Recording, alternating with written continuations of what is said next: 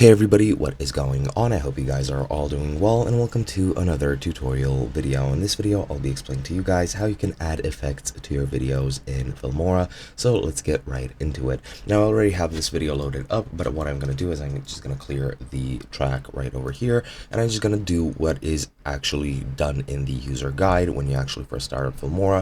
And I'm going to use the user guide video, which I'll just match to the project settings I'm currently at. And as you can see, this is the video that displays, and I'm going to add an effect to it. I'm actually going to add the same effect that the user tutorial uses as well. So what we're going to do is we're going to go into effects, and I'm going to add RGB stroke. Just going to click it and drag it over here, drag it above the video itself, and now I'm going to play it. And as you can see, now we have that RGB stroke effect.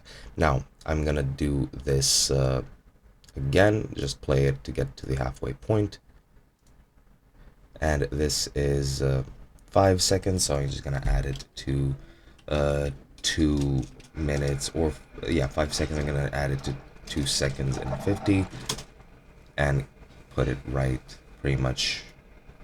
I'm just gonna drag it over, or 2:30 rather, drag it right over to the middle of the video, or 2:29 fits just as well.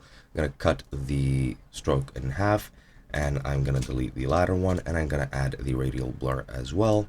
I'm going to add it right over here, drag this to the end of the video, cut it again, and remove the radial blur from the end. And now if we play it, as you can see, I have RGB stroke, and now we have the blur as well. And that is pretty much all there is to it. Hope you guys enjoyed, and I'll be seeing you guys in another video.